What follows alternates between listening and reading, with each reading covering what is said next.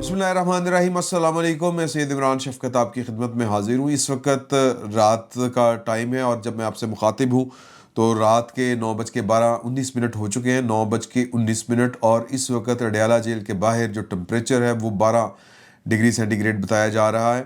ये रिपोर्ट कर रही है मुख्तलिफ वेदर जो वेबसाइट्स हैं वहाँ पर। और इस वक्त भी अडयाला जेल के बाहर या अडयाला जेल के करीब में इमरान खान साहब की बहनें, जिनमें मैंने अलीमा खान साहबा को पाकिस्तान के मीडिया और यूट्यूबरों के साथ गुफ्तगू करते हुए देखा। और जो उनकी गुफ्तगू थी वो एक अलहदा से कहानी है।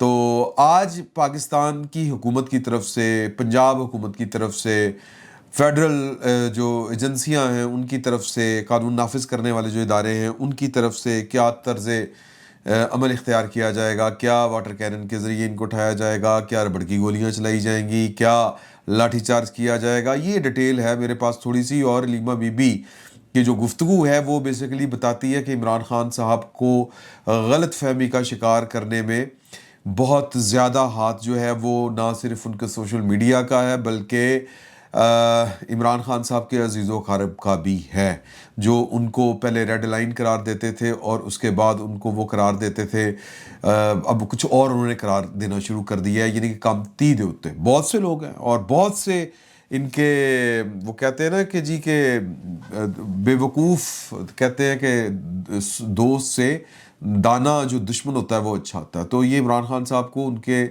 नादान दोस्तों की नादानियाँ ले बैठी हैं। बड़ी डिटेल है, मैं आपके साथ शेयर करूंगा। फिर आज 16 दिसंबर भी है, पाकिस्तान तहरीक इंसाफ का कह लें कि बड़ी ज़िम्मेदारी थी इस सारे हवाले से।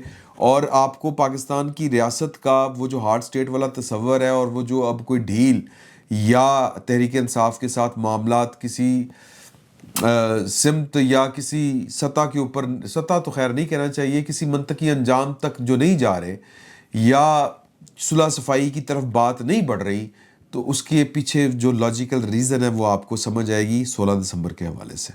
16 दिसंबर को 1971, 16 दिसंबर 1971 पाकिस्तान की तारीख के दो साने हाथ। एक 16 दिसंबर 1971 पाकिस्तान दो लख्त हुआ था।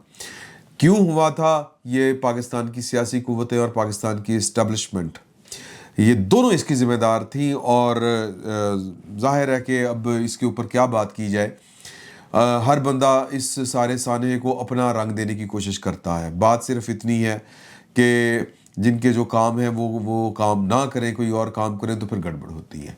दूसरा सानहा है 16 दिसंबर आज से 11 साल पहले का, 2014 का, और ये सानहा APS था।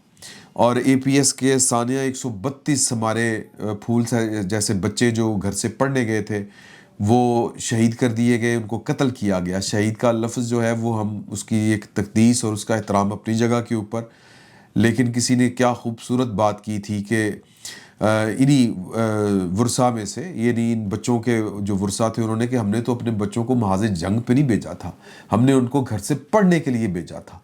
उनका कत्ल हुआ है और इसके ज़िम्मेदारान कौन है? ज़ाहिर है कि रियासत ही इस तरह के वाक़यात की ज़िम्मेदार होती है। ये जो 16 दिसंबर 2014 का जो सानहा है, इसको अगर आप देखें और पाकिस्तान तहरीक इंसाफ की पॉलिसीज़ देखें तो फिर आपको समझ लगेगी कि मामलात इतने गड़बड़ क्यों हुए हैं। मामला जो है वो और भी है, सिडनी वाली भी सूरत हाल अपडेट है, बड़ा लंबा चौड़ा अपडेट है, वो भी आपके साथ शेयर करूँगा। और भी कुछ ख़बरें वो भी मैं शेयर करूँगा। अब से थोड़ी देर पहले मैं रिकॉर्डिंग थी और वो आज प्रोग्राम जब तक ये आप तक गुफ्तगू पहुँचेगी तो वो प्रोग्राम नशर हो गया होगा। मंसूर अली खान साहब का प्रोग्राम था, वहाँ पर हम मौजूद थे और वहीं पर ये बातें हो रही थी कि ये मुलाकात के हवाले से, आज मंगल है और पिछली मुलाकात के ऊपर वाटर कैनन चला दी गई थी। अब भी रियासत जो है वो मुलाकात करने पर आमादा नहीं है। कल अगरचे अता तारड़ साहब ने ये बात कही थी कि अगर इनके लवाहिकीन, इनके अजीज़ो अकारब और रिश्तेदार इमरान खान साहब के जेल मैनुअल के मुताबिक वादे की या कानून की पासदारी का एक अज़्म का इजहार करें, कोई यकीन दहानी करवाएं, तो बिल्कुल इमरान खान साहब से मुलाकात हो सकती है। लेकिन ये कि जी कि आप जेल मैनुअल की भी खिलाफ वर्जी करेंगे और जो आपके जी में आएगा वो आप करेंगे, तो इस तरह मादर पिदर आज़ादी तो किसी को नहीं मिल सकती। अब जो है अपने ये वाले क्या नाम है इनका, जो पाकिस्तान तहरीक इंसाफ के सेक्रेटरी जनरल सलमान अकरम राजा साहब, وہ فرما رہے تھے کہ جی یہ جیل مینول میں یہ جو لا ہے کہ آپ جیل کا قیدی کو سیاسی گفتگو نہیں کرے گا، یہ ضیاء الحق صاحب نے یہ والا قانون بنایا تھا۔ ہمارا المیہ ہی یہی ہے کہ جب ہم اقتدار میں ہوتے ہیں، حکومت میں ہوتے ہیں، تو ہمیں ہر وہ چیز بڑی اچھی لگتی ہے جو آپ کو امپاور کرتی ہے، جو آپ کے اختیار میں اضافہ کرتی ہے۔ تو بڑا اچھا وقت تھا عمران خان صاحب کے اوپر یہ جیل مینول تبدیل کر لیتے، لیکن انہوں نے تو تب بھی اپنے سیاسی مخالفین کو چن چن کے جیلوں میں ڈالا اور کہا کرتے تھے بڑے فخر کے ساتھ میں ان کو رلاؤں گا۔ کبھی امریکہ میں کھڑے ہو کے منہ پہ ہاتھ پھیر کے کہتے تھے کہ میں واپس جا کے ان کے اے سی اترواؤں گا، میں ان کی چیخیں سنواؤں گا، اور وہ چلتی ہیں اب خبریں کہ باجوہ صاحب اور دوسرے تیسرے عمران خان صاحب کے ساتھ بیٹھ کے، میں یہ جملتاً بات کر رہا ہوں، کہ چیخیں سنا کرتے تھے۔ کوئی شہباز شریف صاحب کی چیخ سننا چاہتا تھا، کوئی شہباز شریف صاحب کو دیکھنا چاہتا تھا کہ جی کہ گدا بچھا ہوا ہے کہ نہیں بچھا ہوا، تکیہ تو نہیں دیا ہوا عمران خان صاحب۔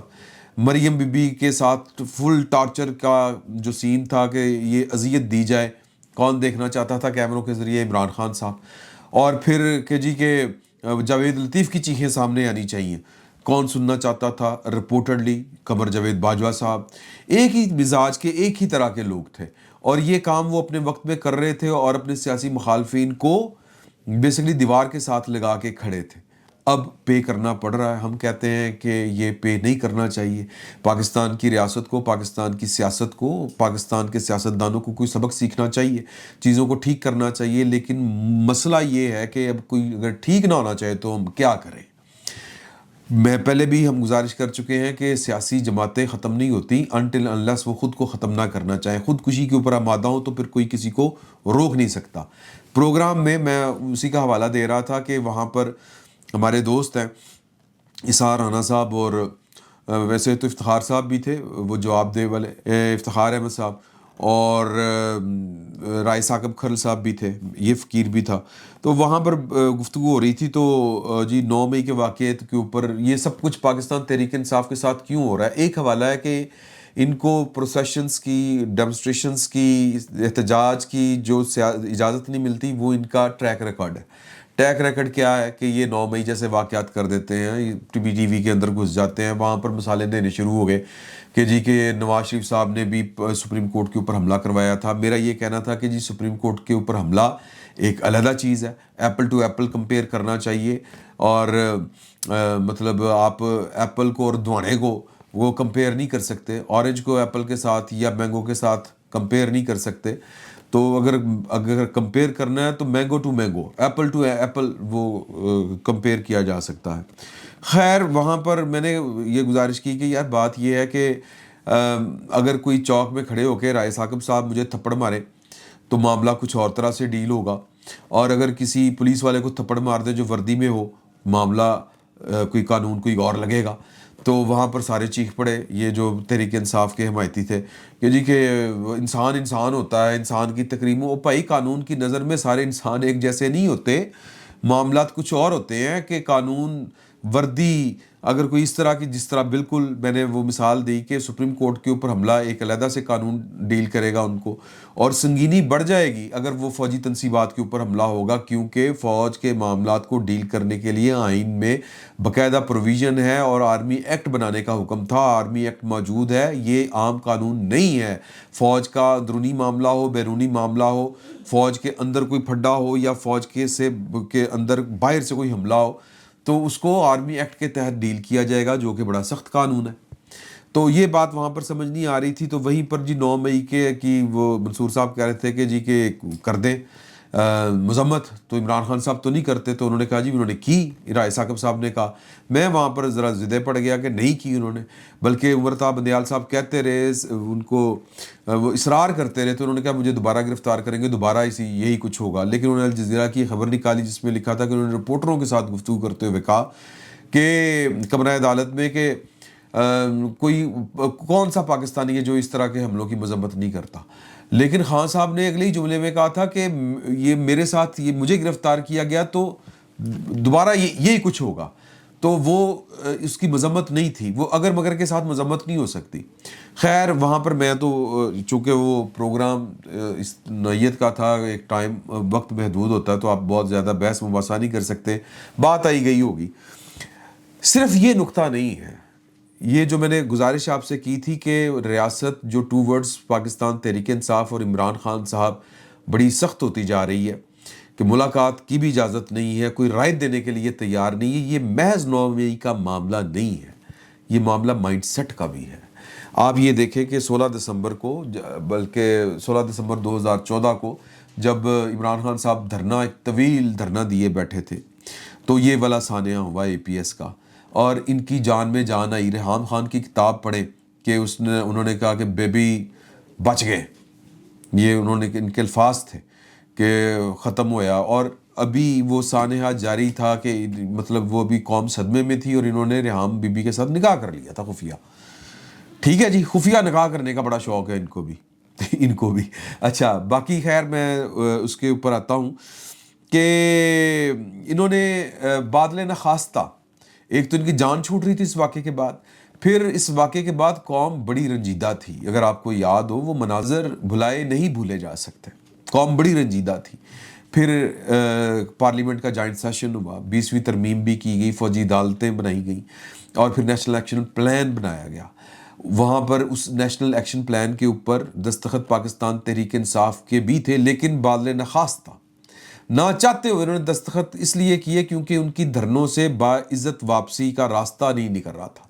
پھر باتیں یہ بھی آئیں کہ پاکستان تحریک انصاف اور ٹی ٹی پی کا چونکہ جوائنٹ وینچر ہے، یہ ان کے مقاصد ایک جیسے ہیں، یہ ایک دوسرے کے سپورٹر ہیں، ایک دوسرے کے معاون و مددگار ہیں، تو عمران خان صاحب کی جان نہیں چھوٹ رہی تھی، کمبل نہیں ان کو چھوڑ رہا تھا کہ اب کس منہ سے وہ دھرنا اٹھائیں، کیونکہ عمران خان صاحب اور وہ تو پہلے چلے گئے تھے، کیا نام تھا ان کا، کی ناسی طاہر القادری صاحب، تو جان نہیں چھوٹ رہی تھی کہ کس طرح اب اس دھرنے سے جان چھڑائی جائے، کوئی باعزت واپسی کس طرح ہو۔ تو انہوں نے جناب ان کو فیسیلیٹیٹ کیا تھا، دہشت گردوں نے، ٹی ٹی پی والوں نے، تو لہٰذا ان کے پاس آپشن کوئی نہیں تھا۔ لیکن جو ہی ان کے پاس آپشن آیا، ان کے پاس حکومت آئی، ویسے تب بھی ان کی کے پی میں حکومت ہی نہیں کی تھی، نالائکی ہی نہیں کی تھی، تو جب ان کی حکومت آئی وفاق میں، تو انہوں نے نیشنل ایکشن پلان کو سرد خانے میں تو چھوڑے، میرا خیال ہے کہ ردی کی ٹوکری میں پھینک دیا۔ اور باجوہ صاحب، فیض حمید اور عمران خان صاحب، یہ بہت بڑا جرم کیے، 2-3 جرائم ہیں ان کے۔ ایک جرم کشمیر کا سودا تھا، دوسرا جرم جو ہے وہ یہ طالبان کو واپس لا کے بسانا تھا، نیشنل ایکشن پلان کو فراموش کرنا تھا، تو اور بھی کئی جرائم ہیں، لیکن یہ والے 2 بڑے میجر جرائم ہیں ان کے۔ تو انہوں نے یہ کیا کہ طالبان کو واپس لا کے بسانا شروع کر دیا۔ نیشنل ایکشن پلان کے باوجود پاکستان کی فوج نے جانیں دے کے پاکستان کے اندر امن کیا تھا اور ان دہشت گردوں کو بھگایا تھا۔ مسلم خان، دوسرے تیسرے، فیض حمید صاحب جناب مذاکرات کر رہے ہیں، چھوڑ رہے ہیں، جن کی ہیڈ منی تھی ان کو چھوڑ رہے ہیں۔ وجہ یہ تھی کہ گٹھ جوڑ تھا۔ اب پاکستان کی فوج جو ہے وہ حساب لینا بھی چاہے، وہ پوچھا تھا نا، انہوں نے کہا تھا یہ D G A S P R صاحب نے، اور میرا خیال ہے کہ ہلکی سی زیادتی تھی، کہ وہ صرف اور صرف عمران خان صاحب کو طالبان کی واپسی اور ان کی دوبارہ بات کاری کا ذمہ دار سمجھتے ہیں۔ نہیں سر، اس طرح نہیں ہو سکتا، باجوہ صاحب کی مرضی کے بغیر یہ والا کام نہیں ہو سکتا تھا، کیا گیا۔ اب جو پاکستان کی موجودہ حکومت ہے، اسٹیبلشمنٹ ہے، جو عمران خان صاحب، پروجیکٹ عمران خان صاحب کے جو زخم بھرنے کی کوشش کر رہی ہے، ان کا مداوع کرنے کی کوشش کر رہی ہے، یہ غلطیاں بیسیکلی وہ جانتی ہے کہ اسٹیبلشمنٹ کی غلطیاں تھیں، لیکن اداروں کی توقیر اور پھر جو اداروں کی ایک کوئی اپنے خلاف کارروائی خود سے نہیں کرتا، تو بجائے اس کے کہ وہ جنرل فیض حمید صاحب کو اور جنرل باجوہ صاحب کو بھی پوچھیں، تو وہ نہیں پوچھ رہے۔ بھائی اب ہم کیا کر سکتے ہیں، یہ تو پاکستان کی سیاسی جماعتوں کو پوچھنا چاہیے، لیکن ان کو پتہ ہے کہ یہ عمران خان، فیض حمید اور جنرل باجوہ یہ ٹرائکا تھی جو پاکستان کی ریاست کو یہاں تک لے کے آئی، اور یہ غلطی نہیں تھی، یہ اسیسمنٹ کی غلطی نہیں تھی، یہ کچھ اور تھا، یہ پاکستان کے ساتھ دشمنی تھی، پاکستان کے ساتھ سخت ترین زیادتی تھی جو کی گئی۔ یہ دوسری وجہ ہے۔ تیسری وجہ ہے عمران خان صاحب کا نالائق اور بدنیت ہونا، تو اور پھر اوپر سے میں پہلے بھی کہا کرتا ہوں کہ نالائق تو بدتمیز، تو یہ پاکستان کی اسٹیبلشمنٹ جو ہے وہ ان کے ساتھ چلنا نہیں چاہتی، کیونکہ یہ ایک ہی وقت میں اپنی جو ہے چودراہٹ بھی قائم کرنا چاہتے ہیں کہ بہت بڑا لیڈر ہے، وکٹری اور رائتے بھی لینا چاہتے ہیں، تو یہ دو کام اکٹھے نہیں ہو سکتے۔ ایک آخری بات جو میں آپ کے ساتھ شیئر کرنا چاہتا ہوں اس پیرائے میں، وہ ہے کہ عمران خان صاحب کو مروانے والے کون سے ہیں، وہ جو ان کو غلط فہمی کا شکار کرتے ہیں۔ پہلے عمران خان صاحب کو وہ جب گرفتاری کا کوئی امکان تھا تو وڈیالہ جیل کے باہر ہیومن شیلڈ انہوں نے بنائی ہوئی تھی، اور باہر بیٹھ کے لوگ کہا کرتے تھے عمران خان ہماری ریڈ لائن، اور عمران خان صاحب خود ٹویٹ کیا کرتے تھے کہ عمران خان ہماری ریڈ لائن۔ پوے چڑھا دیا خان صاحب کو، اور ان کو لگا کہ وہ انٹچیبل ہے۔ اگلوں نے گرفتار کرنا تھا، گرفتار کر کے دکھا دیا، جیل میں پڑے ہوئے ہیں۔ اب وہ کہہ رہے ہیں کہ جی کہ عمران خان خود ریاست ہے۔ یہ علیمہ بی بی کہہ رہی ہیں، بات یہاں پر یہ ہو رہی تھی، ان سے سوال کیا گیا کہ جی کہ بات یہ ہے کہ عمران خان صاحب جو ہیں ان سے اگر وہ ان کا ٹویٹر جو ہے وہ جس طرح کی وہاں سے وہ پیغام نشر کرتے ہیں اور جس وہ گفتگو وہ کرتے ہیں وہ اینٹی سٹیٹ گفتگو ہے۔ انہوں نے کہا اینٹی سٹیٹ کیا ہوتا ہے؟ وہ تو بات کرتے ہیں عاصم منیر صاحب کی ذات کے خلاف، اور وہ ایک فرد واحد ہے اور سرکاری ملازم ہے۔ جب اس کے خلاف بات کی جاتی ہے، جو انہوں نے کہا کہ اگر مجھے کچھ ہو گیا تو اس کے ذمہ دار عاصم منیر صاحب ہوں گے، اگر میری بیوی کو کچھ ہو گیا تو بھی اس کے ذمہ دار عاصم منیر ہوں گے، تو یہ اینٹی سٹیٹ کہاں سے ہو گیا؟ اینٹی سٹیٹ تو وہ ہے جو آپ عمران خان کے ساتھ کرتے ہیں، کیونکہ عمران خان جو ہے وہ ریاست ہے، 20 کروڑ لوگ اس کے ساتھ ہیں، پتہ نہیں کیڑے 20 کروڑ لوگ ساتھ نے، اور وہ جیل میں جناب وہ سکڑے پہ آیا، ملاقات اگلے نہیں کرنے دیتے، اور 20 کروڑ لوگ اس کے ساتھ ہیں۔ تو یہ وہ میں کیا کہوں غلط فہمیاں ہیں جو عمران خان صاحب کو ان حالات تک لے کے آ گئی ہیں۔ اور میری اطلاع کے مطابق اس وقت وہ اب میں جس طرح میں نے پہلے آپ سے کہا کہ درجہ حرارت جو ہے وہ تقریباً 10 سے 12 سینٹی گریڈ ہے وہاں پر، تو میں نے پتہ کیا کہ جی کہ اب ان کے ساتھ کس طرح سے معاملات طے کرنے ہیں آپ نے۔ اور اسلام آباد کے ایک قانون نافذ کرنے والے ادارے کے ایک اہلکار تھے، ان سے میں نے پوچھا تو انہوں نے کہا کہ جی کہ میری جو اطلاع ہے اور جو ہمیں ہدایات ہیں وہ یہ ہے کہ معاملہ فہم و تفہیم کے ساتھ چلایا جائے۔ پچھلی دفعہ وہ جو واٹر کینن والا معاملہ تھا، اس دفعہ واٹر کینن استعمال نہیں کی جائے گی۔ ایک تو لوگ بڑے ڈسپرس ہو رہے ہیں، کوئی بہت زیادہ لوگ نہیں ہیں، سردی بڑھ رہی ہے۔ اس سے پچھلی دفعہ جو ایس ایچ او تھا اس نے چائے شائے پلا کے تو ان کو رخصت کر دیا تھا۔ اب بھی ہماری کوشش یہ ہے کہ ان کو انہوں نے جتنی دیر بیٹھنا ہے بیٹھے، ان کو کہیں گے جی دفعہ 144 لگی ہوئی ہے، ملاقات کا وقت گزر چکا ہوا ہے، جیل کے پھاٹک بند ہو چکے ہوئے ہیں، اب آپ گھروں کو تشریف لے جائیں، پھر اگلے دن آ جائیے گا جس دن اب جمعرات کو میرا خیال ملاقات کا دن ہوتا ہے، تو آ جائیے گا۔ تو آج ریاست کی طرف سے، پنجاب حکومت کی طرف سے کوئی زور زبردستی، کوئی لاٹھی چارج، کوئی ربڑ کی گولی، کوئی آنسو گیس، کوئی واٹر کینن، اس طرح کا پروگرام ابھی تک ریاست کی طرف سے، حکومت کی طرف سے، پنجاب حکومت کی طرف سے اس طرح کا ابھی تک کوئی پلان نہیں ہے۔ باقی جو ہے وہ دیکھیں کیا ہوتا ہے۔ اس کے علاوہ وہ جو خبر تھی میں آپ سے شیئر کرنا چاہ رہا تھا کہ اب انڈیا کی ریاست جو ہے تلنگانہ، اس کی جو پولیس ہے اس نے بھی تسلیم کر لیا ہے کہ یہ جو ساجد اکرم صاحب ہیں انہوں نے ایک پریس نوٹ جاری کیا اور انہوں نے تسلیم کیا کہ ان کا تعلق حیدرآباد سے ہے، یعنی حیدرآباد تلنگانہ اسٹیٹ کا ایک شہر، اور انہوں نے یعنی کہ ساجد جو اکرم صاحب انہوں نے وہاں سے جو تھی بی کام کی ڈگری کی تھی حیدرآباد سے، اور پھر روزگار کی تلاش میں وہ 1998 میں آسٹریلیا چلے گئے۔ پولیس یعنی کہ تلنگانہ پولیس کے مطابق ساجد اکرم نے اسٹوڈنٹ ویزا پر آسٹریلیا قیام کے دوران یورپی نژاد خاتون ونیرا سے شادی کی اور مستقل طور پر آسٹریلیا میں رہائش اختیار کر لی تھی۔ ساجد اکرم کے پاس انڈین پاسپورٹ ہے، جبکہ حملہ آور نوید اکرم سمیت ان کے دونوں بچے آسٹریلیا میں پیدا ہوئے اور آسٹریلوی شہری ہیں۔ پولیس کا مزید کہنا تھا کہ انڈیا میں موجود ساجد اکرم کے رشتہ داروں کا کہنا ہے کہ ان کا گزشتہ 27 برس سے حیدرآباد میں اپنے خاندان سے محدود رابطہ رہا۔ وہ آسٹریلیا منتقل ہونے کے بعد 6 بار انڈیا آئے، زیادہ تر خاندانی معاملات جیسے جائیداد کے امور یا والدین سے ملاقات کے لیے۔ یہ معلوم ہوا ہے کہ وہ اپنے والد کی وفات پر بھی انڈیا نہیں آئے تھے۔